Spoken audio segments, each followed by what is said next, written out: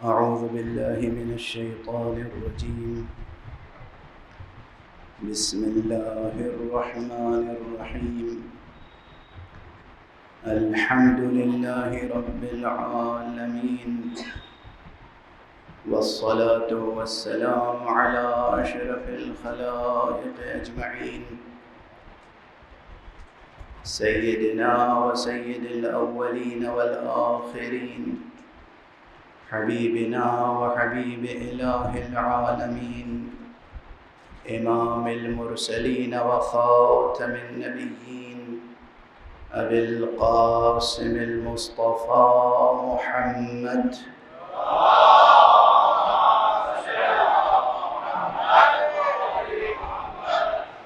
وعلى أهل بيته الطيبين الطاهرين الهداة المهديين المعصومين المظلومين، واللعنة الدائمة على أعداء الحق والدين.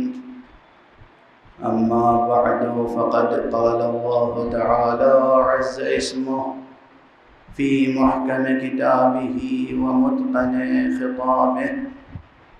بسم الله الرحمن الرحيم. الله نور السماوات والأرض، صدق الله العلي العظيم.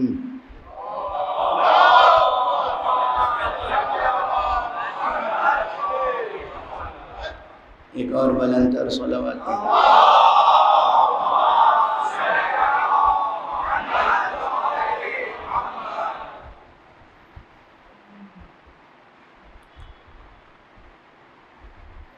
عزیزان انسانی، برادران اسلامی اور مسلمانان حسینی،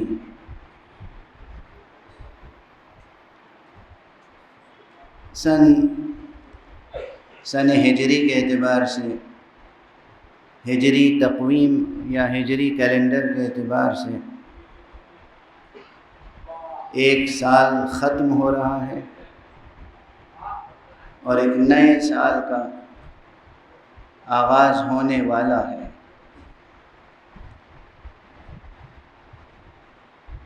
اصلاً سن ہجری یا ہجری کیلنڈر، جب یہ لفظ ہماری سماعتوں تک آتا ہے تو ذہن یقیناً حقیقت ہجرت کی طرف ملتفت ہونا چاہیے۔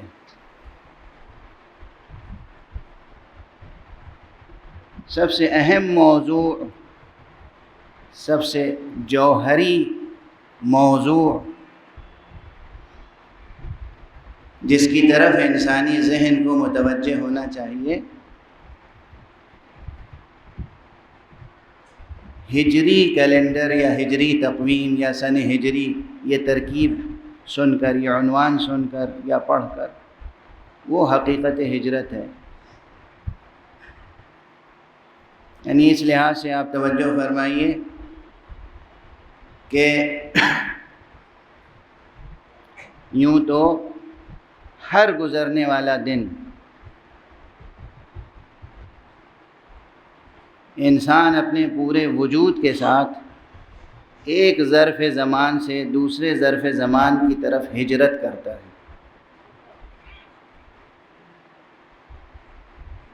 اور اس سے بھی کمتر اگر آپ دقیقہ سنجی سے کام لیتے ہوئے اس سے کمتر بھی فاصلہ زمانی کو سامنے رکھیں تو یہ ہے کہ ہر نفس، ہر سانس جو آپ لیتے ہیں گویا ایک ظرف زندگی سے دوسرے ظرف زندگی میں یہ ہجرت کا عمل ہے جو مسلسل جاری رہتا ہے۔ ہجرت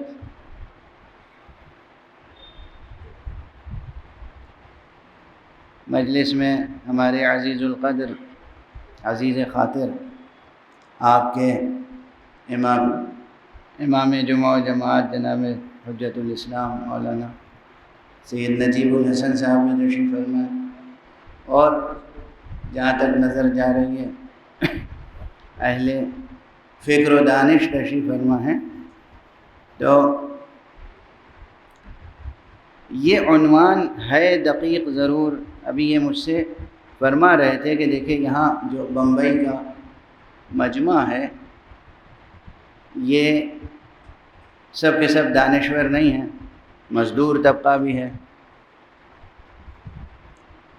محنت کش طبقہ بھی ہے، اور اس طبقے کی رعایت سے جو بیان ہے اس میں کچھ لطیف پہلو بھی ہونا چاہیے، ورنہ دقیق فکری اور علمی مسائل جو ہیں اس کی طرف ہر ذہن ملتفت نہیں ہوتا. میں اپنے گزشتہ 40-45 برس کے تجربے کی روشنی میں عرض کر رہا ہوں، خدا کی قسم یہ فیض ہے نام گرامی سید الشہداء ابو عبداللہ الحسین.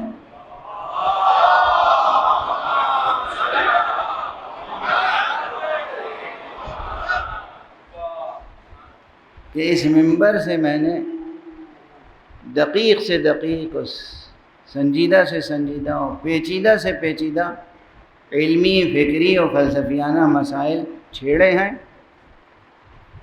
اور مجمع میں دانشوروں کی صرف بات نہیں کر رہا ہوں، جو عام طبقہ سمجھا جاتا ہے وہ بھی کچھ نہ کچھ اس مضمون سے استفادہ کر کے اٹھا ہے.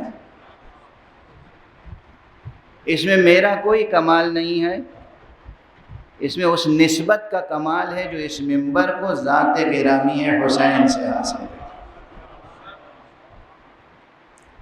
یہ جو مجلسیں ہیں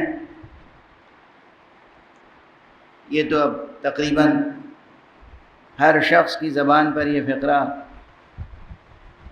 آنے لگا ہے کہ عزاداری یا یہ مجلسیں یہ ایک اوپن یونیورسٹی ہے، ایک مدرسہ ہے، ایک درسگاہ ہے، ایک تربیت گاہ ہے. سبھی لوگ کہتے ہیں، یہ رسماً نہیں کہی جاتی بات.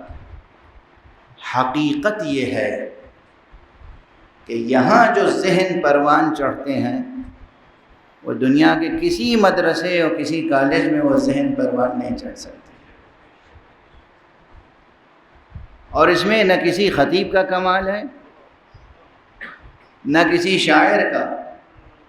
اصل کمال اس نسبت، فیض نسبت ہے جو اس منبر کو حسین علیہ السلام سے حاصل. تو اس لیے میں کبھی بھی مایوس نہیں ہوتا اور اعتماد کے ساتھ گفتگو کرتا ہوں کہ یہ حضرات جو مزدور طبقہ ہے، یہ مزدور طبقہ تو اس پورے عالم انسانی کی ریڑھ کی ہڈی یہی مزدور طبقہ ہے، یہی محنت کش طبقہ.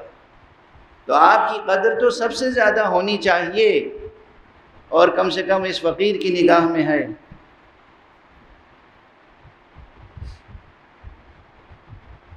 مزدور، محنت کش، یہ جو پسینہ بہاتے ہیں یہ ریڑھ کی ہڈی کی حیثیت رکھتے ہیں اس پوری دنیا میں انسانی معاشرے کے قوام و قیام کے لیے. تو اگر یہ اپنی پوری صلاحیتیں صرف کر رہے ہیں اس معاشرے انسانی کے وجودی تقاضوں کو پورا کرنے کے لیے، اور یہ فرصت نہیں نکال پاتے کہ علم حاصل کریں، ادبی کمالات پیدا کریں، تو کیا ادھر سے فیاض ازل نے ایسا اہتمام نہیں کیا ہوگا کہ جو ان کی کوششوں کے بغیر بھی انہیں فیض پہنچتا رہے؟ اور ہمارے یہاں مایوسی کی کوئی بات نہیں ہے، مایوسی کی کوئی بات نہیں ہے. ایک مزدور کو فخر کرنا چاہیے کہ وہ مزدور ہے، ایک محنت کش کو فخر کرنا چاہیے کہ وہ محنت کش ہے. اور غالباً اسی لیے پروردگار عالم کی جانب سے آنے والے وہ مخلوقات، وہ شخصیتیں، وہ ہستیاں جو خالص نوری تھیں، جو فلک نشیں تھے، جو عرش نشیں تھے، جن کا مقام فردوس بری تھا، فردوس اعلیٰ تھا، وہ یہاں تشریف لائے اس خاکنائے دہر میں، اور عموماً انہوں نے اپنا طرز زندگی وہ اختیار کیا جو ایک محنت کش مزدور کا طرز زندگی تھا۔ ورنہ کیا ائمہ اہل بیت علیہم الصلاۃ والسلام کے لیے ایک صلوات پڑھ دیجئے محمد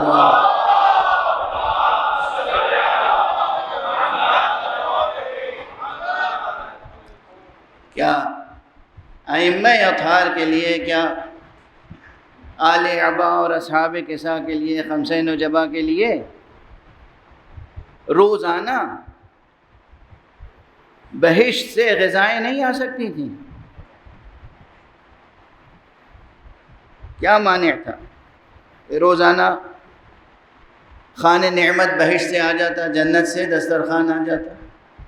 اگر اس گھر کی کنیز کی دعا پر آ سکتا ہے جنت سے دسترخوان، اگر فضہ کی دعا پر جنت سے دسترخوان آ سکتا ہے، تو کیا خود رسول اللہ صلی اللہ علیہ وآلہ وسلم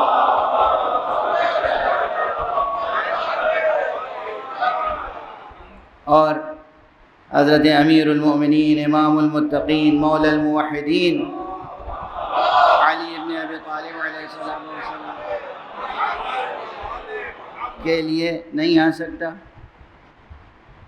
کیا خاتون جنت حضرت فاطمہ زہرا سلام اللہ علیہا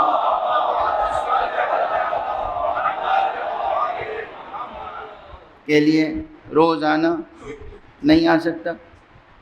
یا حسنین علیہم الصلاۃ والسلام کے لیے آ سکتا ہے؟ لیکن یہ حکمت الہیہ ہے، اور یہ ان کا ایثار و قربانی کہ وہ طرز زندگی اختیار کیا، وہ اسلوب زندگی اختیار کیا، وہ طریقہ زندگی اختیار کیا، جینے کا وہ طریقہ اپنایا کہ جو عموماً محنت کش مزدوروں کا طرز زندگی ہوتا ہے۔ اور فرمائیے گا اس پر، اور سجدہ شکر کیجیے گا اس رب کے لیے جس نے محنت کش مزدوروں کو یہ عظمت دی ہے۔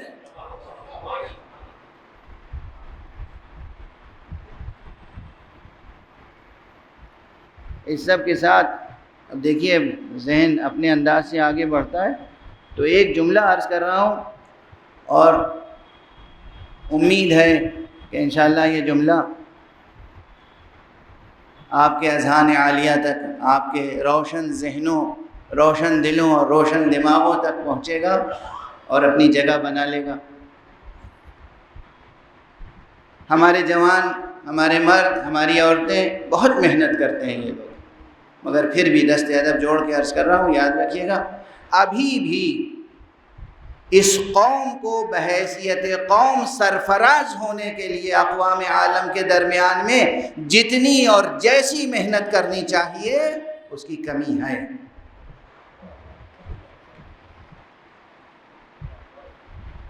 یہ پیغام محفوظ کر لیجئے گا، آپ جتنی بھی محنت کرتے ہیں، جتنی بھی مشقتیں کرتے ہیں، جتنی بھی محنت کشی کرتے ہیں، اس سب کی قدر شناسی کے ساتھ میں قدردان ہوں اس کا، لیکن پھر بھی یہ گزارش کر رہا ہوں کہ ابھی بھی جس ڈسپلن کے ساتھ،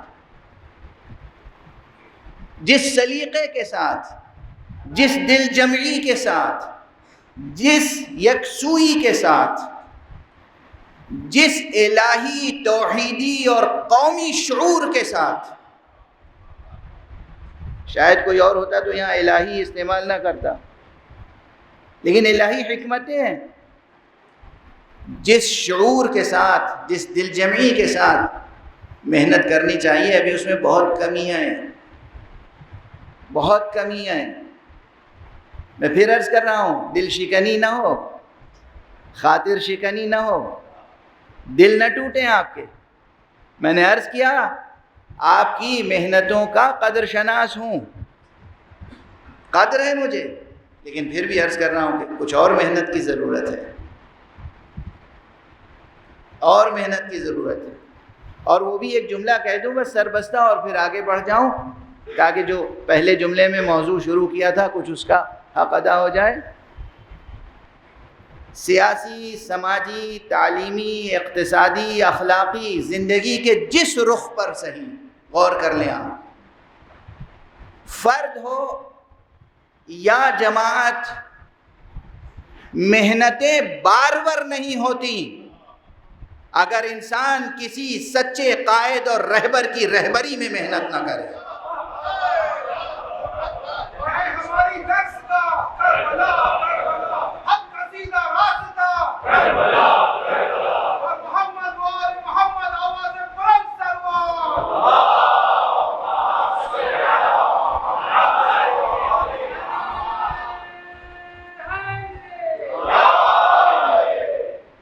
اور ہمارے یہاں کوئی کتنی ہی محنت کر لے، چاہے وہ علمی میدان زندگی ہو، چاہے وہ عملی میدان زندگی ہو، اور عملی میدان زندگی میں بھی وہ سماجی ہو، اخلاقی ہو، اقتصادی ہو، سیاسی ہو یا دینی اور مذہبی ہو، کوئی بھی میدان ہو، کوئی عام فرد یا افراد کا مجموعہ، کوئی معاشرہ، کوئی کمیونٹی، کوئی سوسائٹی، کوئی قوم، اس وقت تک اس کی محنتیں بارور نہیں ہوتی جب تک کہ کسی ذمہ دار قائد اور رہبر کی رہبری میں وہ محنت انجام نہ دی جائے.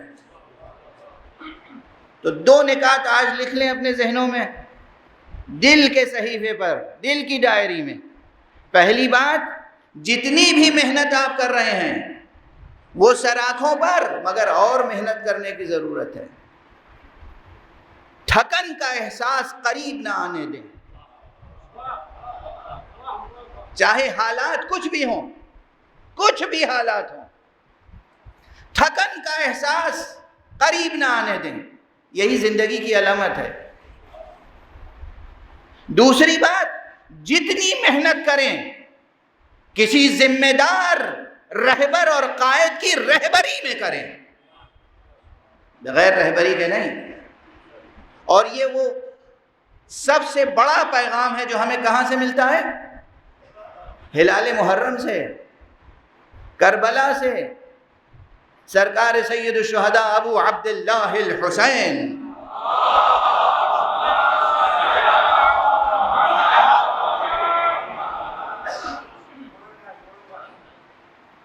کربلا حق و باطل کی جنگ ہے. یہ فقرہ بالکل درست ہے، صحیح ہے، 100% درست ہے، مگر مبہم ہے.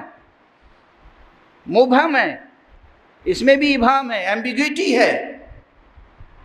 اس لیے کہ دنیا میں ہر ایک کے ذہن میں حق کا تصور الگ ہے اور باطل کا تصور الگ ہے. کمیونسٹ خود کو حق پر سمجھتا ہے، کیپٹلسٹ کو باطل پر سمجھتا ہے. کیپٹلسٹ خود کو حق پر سمجھتا ہے، کمیونسٹ کو باطل پہ سمجھتا ہے. اور ہمارے یہاں اور ان کے اپنے اپنے آرگومنٹس ہیں، اپنے اپنے دلائل ہیں. اور اسی طرح دنیا میں ہر دو فرد خود کو حق پر سمجھتا ہے، دوسرے کو باطل پہ سمجھتا ہے. اور اسی طرح زندگی کی ہنگامہ آرائیاں برپا ہیں. کربلا حق اور باطل کی جنگ تھی بلا شک، بلا شبہ، مگر یہ عنوان تنہا ایک ابہام بھی رکھتا ہے. جتنا روشن ہے اتنا ہی مبہم ہے. اصل یہ ہے کہ حق اور باطل کا فیصلہ کن عنصر، فیصلہ کن جوہر، فیصلہ کن نکتہ، فیصلہ کن عنوان کیا تھا؟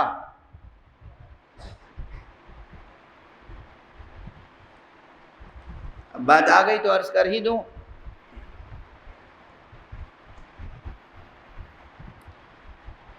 دو فوجیں مقابل میں تھی نا کربلا میں. ایک چھوٹی سی فوج تھی، چھوٹا سا لشکر، جسے لشکر یا فوج کہنا بھی شاید لغوی اعتبار سے اشکال رکھتا ہو، حالانکہ وہ فوج اپنی قلت کے باوجود اس کائنات کی عظیم ترین فوج تھی۔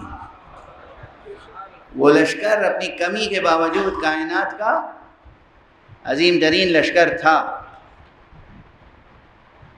یہ شاعرانہ مبالغہ نہیں ہے۔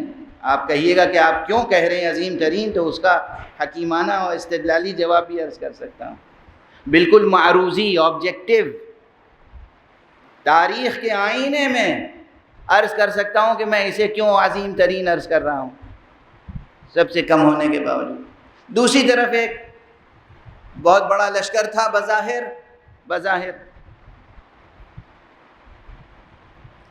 اور دست ادب جوڑ کے عرض کر رہا ہوں، صحیح اسپرٹ میں سماعت فرمائیے گا، بظاہر اس بڑے لشکر میں بھی بہت سے حفاظ قرآن موجود تھے، جانتے ہیں آپ، نماز پڑھنے والے ادھر بھی تھے موجود، روزہ رکھنے والے ادھر بھی تھے موجود، کلمہ لا الہ الا اللہ کہنے والے بھی موجود تھے ادھر۔ تو پھر فیصلہ کیسے ہوگا کہ حق ادھر تھا یا ادھر؟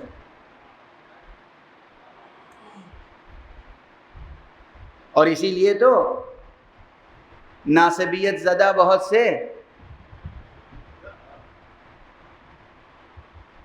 سو کالڈ اسکالرز، نام نہاد علماء، انہیں علماء کہا جاتا ہے، اور اس لحاظ سے ہیں عالم کے پڑھے لکھے ہیں، مگر یہ تو میں عرض کر چکا ہوں نا، یہ جملہ تو میرے موٹے سنگین فقرے بھول جائیں آپ، لیکن یہ تو نہیں بھولیں گے کہ کچھ ایسے ہوتے ہیں کہ جو پڑھے لکھے جاہل ہوتے ہیں،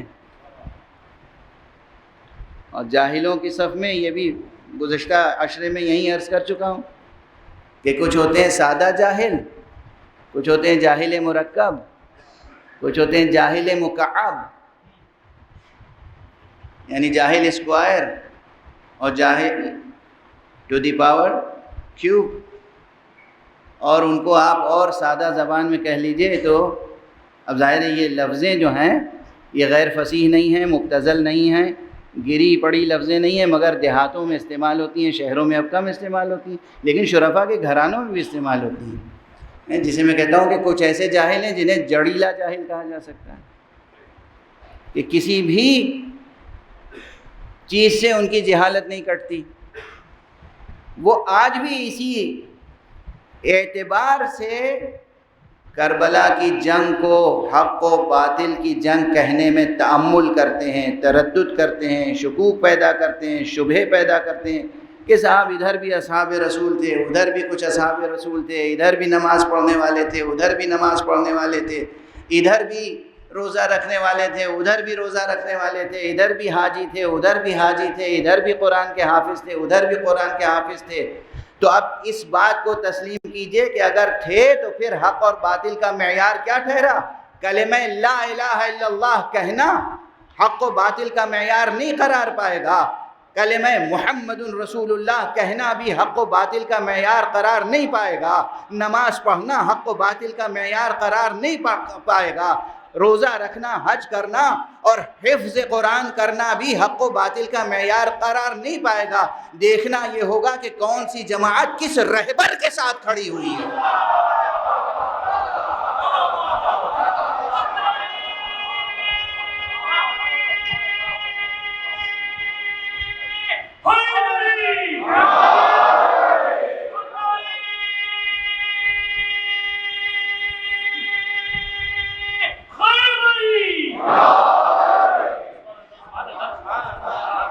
رہبر کون ہے، قائد کون ہے، امام کون ہے، جوہری مسئلہ ہے۔ آپ قیامت تک کہتے رہیے حق و باطل کی جنگ تھی، حق و باطل کی جنگ تھی، حق و باطل کی جنگ تھی، شبہ پیدا کرنے والے ہزار مغالطے پیدا کر دیں گے۔ مغالطہ پیدا کرنا بھی تو ہنر ہے، بعض حضرات شاید منطق اسی لیے پڑھتے ہیں تاکہ مغالطے پیدا کر سکیں، نہیں، حق و باطل کی جنگ تھی، کسی شبہ کی گنجائش نہیں، مگر فیصلہ کس بنیاد پر ہوگا؟ کلمہ لا الہ الا اللہ سن کر نہیں ہوگا فیصلہ، تکبیر سن کر بھی فیصلہ نہیں ہوگا،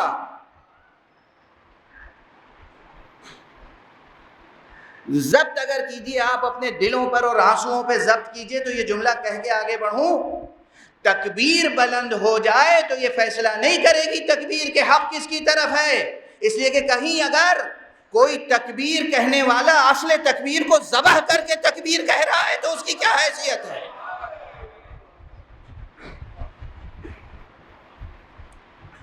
حسین شہید ہو رہے ہیں اور قتل کرنے والا تکبیر کہے تو تکبیر کا نعرہ کیا حق و باطل کا فیصلہ کرے گا؟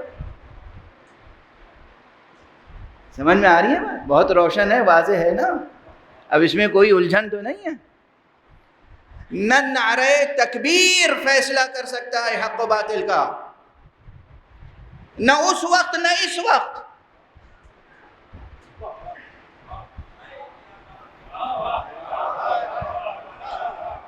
نہ اس وقت نہ اس وقت۔ آج دنیا میں داعشی معصوموں کو ذبح کرتے ہیں اور تکبیر کہتے ہیں، کیا یہ تکبیر حق و باطل کا فیصلہ کرے گی؟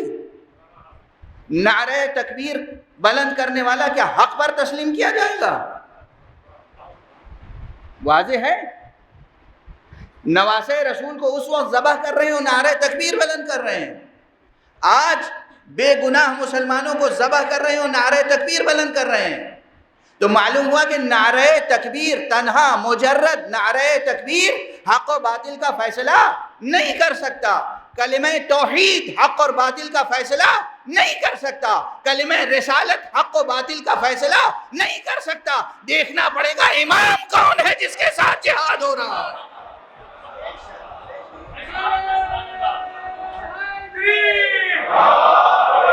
ہمیں زمانہ کے ظہور کے لیے آواز بلند سلوا،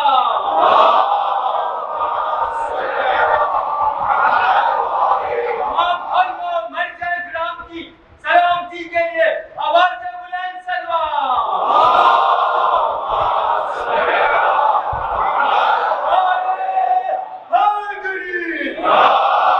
مل کے نعرہ فاطمی لگائے۔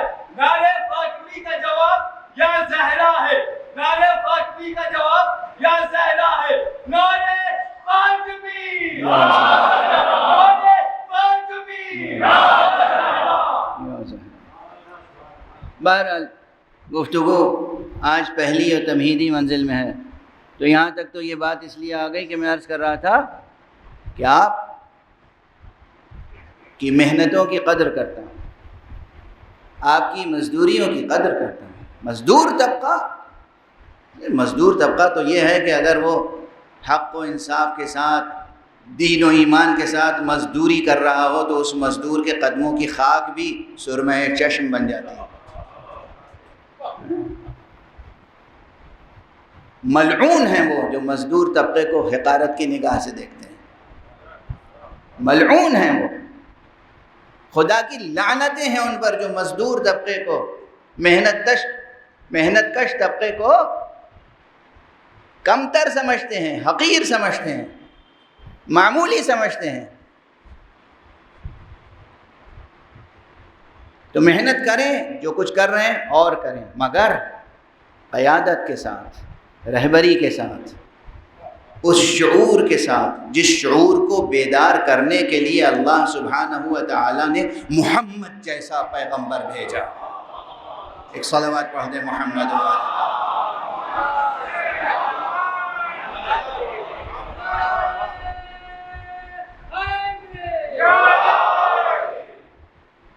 دامن وقت میں زیادہ گنجائش نہیں ہے کہ میں اسی طرح گفتگو کرتا رہوں، اس لیے گفتگو کا دامن سمیٹنا پڑے گا۔ عرض جو کر رہا تھا کہ یہ دقیق مضمون ضرور ہے، لیکن محنت کش طبقہ ہو یا مزدور طبقہ ہو یا دانشور طبقہ ہو، سب برابر سے سمجھ سکتے ہیں کہ ہم جو سانس لیتے ہیں، ایک سانس کے بعد دوسری سانس، یہ بھی ظرف زندگی سے، ایک ظرف زندگی سے دوسری ظرف زندگی کی طرف ہجرت ہے، اور ہر گزرتا ہوا لمحہ ایک لمحے سے دوسرے لمحے میں زندگی کی ہجرت ہے، ہر گزرتا ہوا دن ہجرت کا درس دیتا ہے، لیکن ہم ملتفت نہیں ہیں، متوجہ نہیں ہیں، اس کی طرف ہم دھیان نہیں دیتے۔ اور ہجری سن یا ہجری کیلنڈر سب سے بڑا جو پیغام لاتا ہے وہ کون سا پیغام ہے؟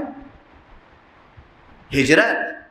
میں اس زاویے سے گفتگو کر رہا ہوں کہ کسی ایک مسلک تک بات نہ رہے، ہر مسلک کے لوگ سمجھنے کی کوشش کریں، اور مسلک کی صرف بات نہیں ہے بلکہ کوئی بھی انسان ہو تو وہ سمجھنے کی کوشش کرے۔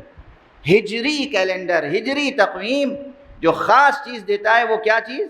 تصور بنیادی ہجری، ہجرت کا تصور۔ لیکن کس کی ہجرت؟ کیسی ہجرت؟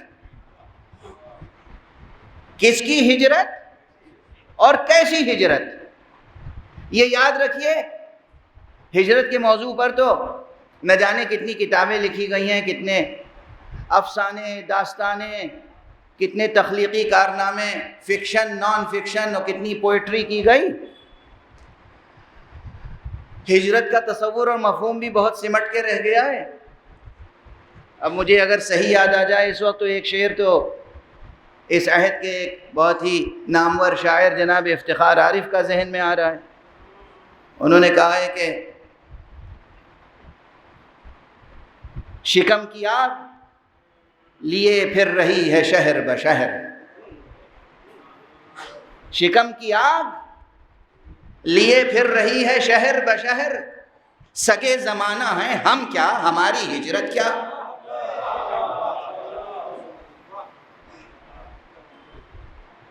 میں داد دیتا ہوں، ستائش کرتا ہوں، قدردانی کرتا ہوں اس شاعر کی جس نے ہجرت کے عظیم تصور کو سامنے رکھ کے ہر مدعی ہجرت کو ایک جواب دے دیا ہے۔ سگے زمانہ ہیں ہم کیا، ہماری ہجرت کیا۔ روزی روٹی کے لیے یہ ملک چھوڑ کے اس ملک چلے گئے، یہ شہر چھوڑ کے اس شہر چلے گئے، اور کسی اور مفاد کے لیے، دنیاوی فائدوں کے لیے یہاں سے اٹھ کے وہاں چلے گئے۔ اسے ہجرت کہتے ہیں؟ اصل ہجرت یہ ہے کفر چھوڑ کے ایمان کی طرف آنا۔ اصل ہجرت یہ ہے جہالت سے نکل کے علم کی طرف آنا۔ اصل ہجرت یہ ہے فسق و فجور کو ترک کر کے اطاعت الہی کی طرف آنا۔ اصل ہجرت یہ باطل کو چھوڑ کے حق کی طرف آنا۔ اصل ہجرت یہ ہے یزید کو چھوڑ کے حسین کی طرف آنا۔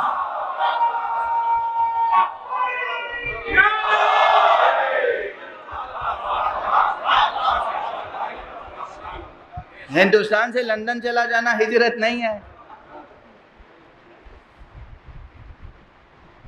ہندوستان سے امریکہ چلا جانا، آسٹریلیا چلا جانا ہجرت نہیں ہے۔ اور یہ میری تعبیر نہیں ہے، یہ خود قرآن مجید اور کلام مصطفیٰ صلی اللہ علیہ وآلہ وسلم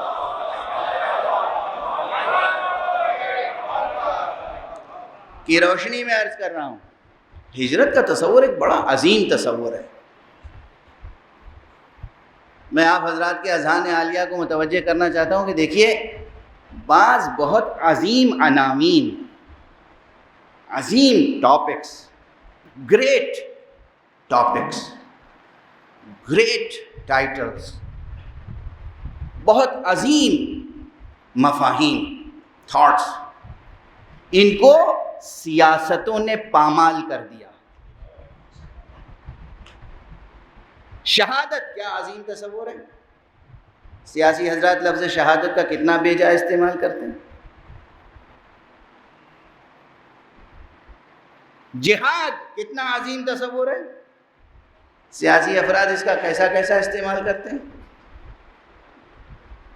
اسی طرح ہجرت عظیم تصور ہے، لیکن سیاسی اور سطحی سماجی شعور رکھنے والوں نے اس کا اتنا بے جا استعمال کیا کہ ہجرت کا وہ عظیم مفہوم گم ہو کے رہ گیا۔ یہ سب بڑے عظیم مفاہیم ہیں، عظیم، اور خدا کی قسم ان کی عظمتیں اگر باقی رہیں گی، چاہے تصور جہاد ہو، تصور شہادت ہو یا تصور ہجرت، یہ زندگی کے وہ عظیم تصورات ہیں جن کی عظمتیں آج دنیا کے کسی مکتب یا کسی یونیورسٹی میں محفوظ نہیں ہیں، محفوظ ہیں تو درسگاہ حسینی میں محفوظ ہیں۔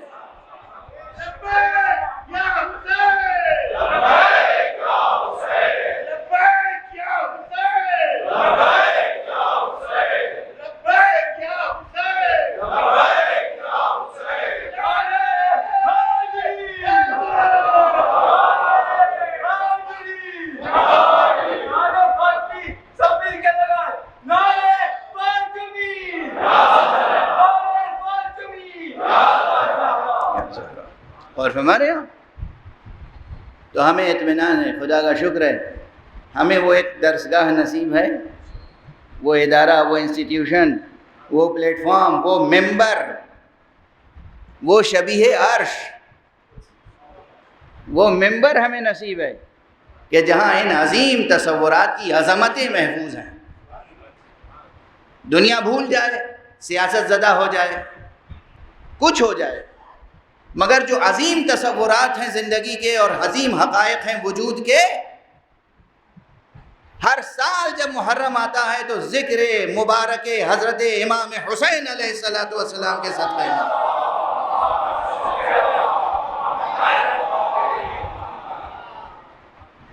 اس عظیم رہبر انسانیت، اس عظیم قائد انسانیت، اس عظیم امام کائنات، اس عظیم امام ممکنات، اس عظیم انسان، اس عظیم معصوم، اس عظیم انسان کامل اور اس کی قربانیوں کے ذکر کے، غم انگیز ذکر کے صدقے میں، مگر ان تصورات کی عظمتیں محفوظ رہتی ہیں اور بار بار دلوں اور دماغوں کو ان عظمتوں کی طرف متوجہ کر دیتی ہیں۔ بس اب دامن وقت میں گنجائش نہیں۔ آج مجلس غالباً چند لمحے صحیح، چند دقیقے صحیح، لیکن ذرا تاخیر سے شروع ہوئی، لیکن میں چاہتا ہوں کہ تاخیر سے ختم نہ ہو، تاکہ دوسری مجلسوں پر محرم الحرام میں جو وقت کی ڈسپلن آپ سیکھتے ہیں، اگر اسے پوری زندگی میں برتیں تو اور کس قدر مفید رہے گی یہ بات۔ تو وقت پر مجلس تمام ہو جائے، اس لیے میں آج صرف عنوان کا اعلان کر رہا ہوں، اور یہ تمہیدی مجلس تھی، تمہیدی مطالب میں نے عرض کیا آپ کے سامنے کہ ایک چیز یاد رکھیے کہ سن ہجری جو گزر رہا ہے اور جو سن ہجری آ رہا ہے، یہ جو آنے والا سال ہے، اس کے ساتھ اللہ کی طرف ہجرتوں کے نئے دروازے کھل رہے ہیں۔ اصل ہجرت کیا ہے؟ ہجرت الی اللہ، ہجرت الی اللہ۔ ایک قریے سے دوسرے قریے چلے گئے، ایک شہر سے دوسرے شہر چلے گئے، ایک ملک سے دوسرے ملک چلے گئے، ایک کانٹیننٹ سے دوسرے کانٹیننٹ چلے گئے، یہ ہجرت نہیں ہے۔ ہجرت تو وہ ہے کہ جو ہجرت الی اللہ ہے، یہی تنہا وہ ہجرت ہے جو انسان کے لیے بحیثیت انسان شایان شان ہے۔ خاک پر لوٹتے پھرنے کو ہجرت نہیں کہتے، خاک پر رہتے ہوئے عرش کی بلندیوں تک اٹھنے کو ہجرت کہتے ہیں۔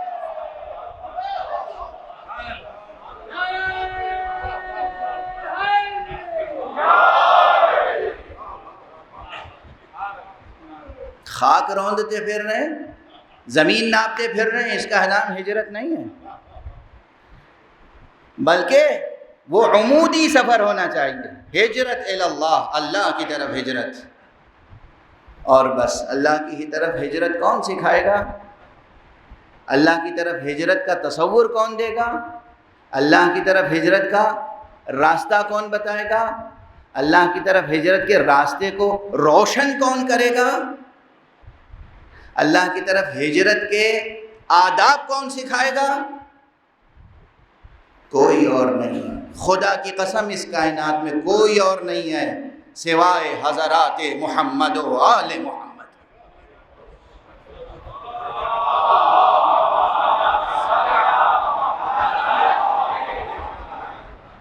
ایک ذرا بلند صلوات پڑھ دیجئے محمد۔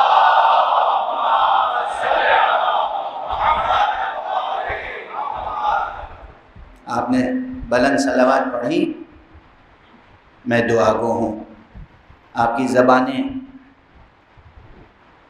آپ کے سینے، آپ کے دل، آپ کے دماغ محفوظ رہیں، قوی رہیں، روشن رہیں، اور آپ ذکر محمد و آل محمد پر اسی طرح ہمیشہ بلند سے بلند تر صلوات پڑھتے رہیں۔ توجہ سے سنیں،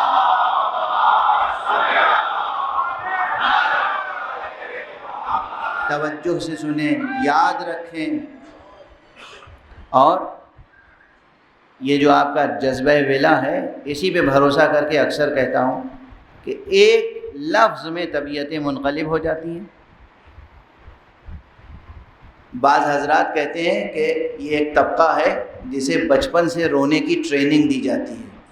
ہمارے یہاں رونے کی ٹریننگ نہیں دی جاتی ہے، ہمارے یہاں محبت کرنے کی ٹریننگ دی جاتی ہے۔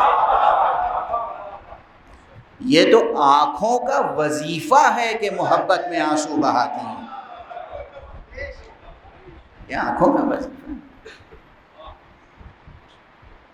خدا کی قسم، اللہ کی طرف ہجرت کا راستہ وہی روشن کرے گا جو اس کائنات کا سب سے بڑا مہاجر ہے، محمد مصطفیٰ صلی اللہ علیہ وآلہ وسلم۔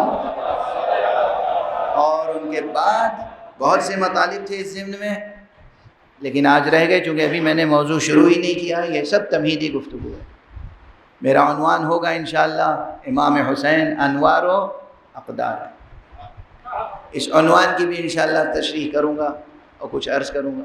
امام حسین انوار و اقدار، خدا کی قسم یہ خاکی عنصر سے بنی ہوئی شخصیتیں نہیں ہیں، یہ انوار سے بنی ہوئی شخصیتیں ہیں، اقدار سے بنی ہوئی شخصیتیں ہیں۔ یہ موضوع رہے گا، لیکن آج صرف چند دقیقے اور ہمیں ہجرت الی اللہ کا درس کون دے گا، سبق کون سکھائے گا، سلیقہ کون عطا کرے گا؟ یا وہ نانا جو اس کائنات کا سب سے بڑا مہاجر ہے، اور یا وہ نواسا جس کے لیے اس نانا نے کہا حسین منی وانا من حسین۔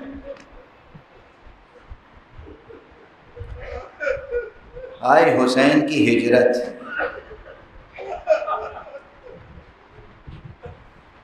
ماہ محرم میں، اچھا ایک جملہ بے اختیار ذہن میں آ گیا، کچھ دیر پہلے یہ گفتگو ہو رہی تھی کہ محرم کا چاند ہوا یا نہیں ہوا، ہوا یا نہیں ہوا، ہوا یا نہیں ہوا۔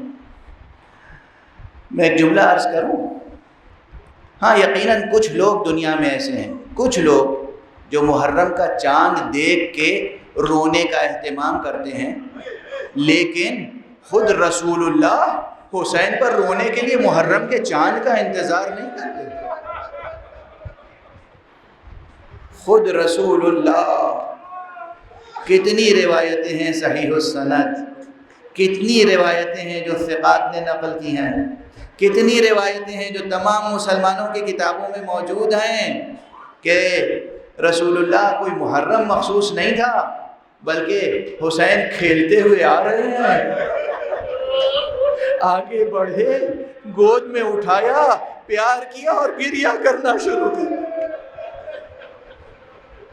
ابھی حسین کی شہادت نہیں ہوئی ہے، ابھی حسین قتل نہیں ہوئے ہیں، لیکن یہ نانا ہیں، خاتم النبیین، سید المرسلین۔ کتنی روایتیں ہیں، وہ روایت تو بہت مشہور ہے نا، حضرت بی بی ام سلمہ، حضرت بی بی ام سلمہ تشریف رکھتی ہیں، وہ کہتی ہیں کہ میرے حجرے میں سرکار رسالت مآب گئے اور انہوں نے کہا کہ کسی کو حجرے میں آنے نہ دینا، میں کچھ دیر استراحت کرنا چاہتا ہوں، یعنی میں بہت سختی سے نگرانی کر رہی تھی، میں لب لباب روایت کا عرض کر رہا ہوں، میں سختی سے نگرانی کر رہی تھی، دیکھا پتہ نہیں کیسے کھیلتے ہوئے حسین حجرے میں داخل ہو گئے، میں جلدی سے آگے بڑھی کہ حسین کو حجرے سے لے کر باہر جاؤں، دیکھا کہ رسول اٹھ گئے، کہتے ام سلمہ میرے حسین کو مجھ سے دور نہ کر۔ ام سلمہ کہتی ہے حسین کو سینے سے لپٹا کے دیر تک پیار کیا اور اس کے بعد گریہ کرنا شروع کیا۔ میں نے کہا یا رسول اللہ یہ گریہ کا کیا سبب ہے؟ کہا ابھی جبرائیل آئے تھے، ابھی جبرائیل آئے تھے، انہوں نے مجھ سے پوچھا، دیکھا کہ میں حسین کو پیار کر رہا ہوں، مجھ سے پوچھا یا رسول اللہ کیا حسین سے بہت محبت ہے آپ کو؟ کہا ہاں مجھے تو بہت محبت ہے۔ کہا یا رسول اللہ مگر آپ کی امت آپ کے اس نواسے کو 3 دن کا بھوکا پیاسا کربلا کی سرزمین پر شہید کرے گی، قتل کرے گی، اور اس کے بعد کربلا کی تفصیلات بیان کی، اور صرف تفصیلات نہیں، جبرائیل نے ایک مٹھی خاک کربلا لا کر دی ہے، ام سلمہ لو یہ خاک حفاظت سے رکھ لو، اور جس دن یہ خاک خون سے بدل جائے سمجھ لینا کہ میرا بیٹا حسین قتل کر دیا۔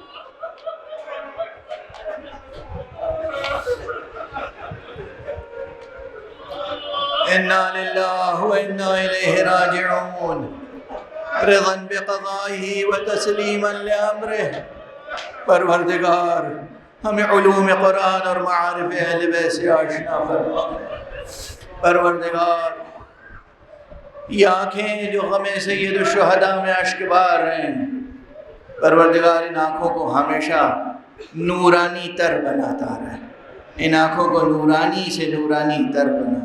پروردگار دنیا ہو یا آخرت ان کی آنکھیں پر نور رہیں، ان کی آنکھیں ہمیشہ غم حسین میں اشک بار رہیں۔ پروردگار ہماری آنکھیں کبھی غم حسین میں خشک نہ ہوں۔ پروردگار اس غم کے علاوہ ہمیں وہ صبر، وہ حوصلہ عطا فرما کہ ہم کسی اور مشکل اور مصیبت میں اشک بار نہ ہوں۔ پروردگار ولی آخر کو اذن ظہور عطا فرما، اور اس عصر غیبت میں ہمارے سروں پر علماء کا سایہ برقرار رہے، مرجعیتیں جو مرجعیات رشیدہ ہیں وہ محفوظ رہیں۔ پروردگار ہمارے رہبر اور قائد ملت جعفریہ اور رہبر انقلاب اسلامی آیت اللہ العظمیٰ سید علی حسینی خامنئی کو اپنے حفظ و امان میں رکھ۔ پروردگار حضرت آیت اللہ العظمیٰ مرجع عالی شان جناب سید علی حسینی سیستانی کو اپنے حفظ و امان میں رکھ۔ پروردگار اور جتنی مرجعیات رشیدہ ہیں جو صالح مراکز ہیں دین کے، ان کو محفوظ رکھ، اور اپنے ولی آخر کو اذن ظہور عطا فرما، ان کے ہاتھوں سے اپنی رحمت و رافت و عدالت کا پرچم لہرا دے۔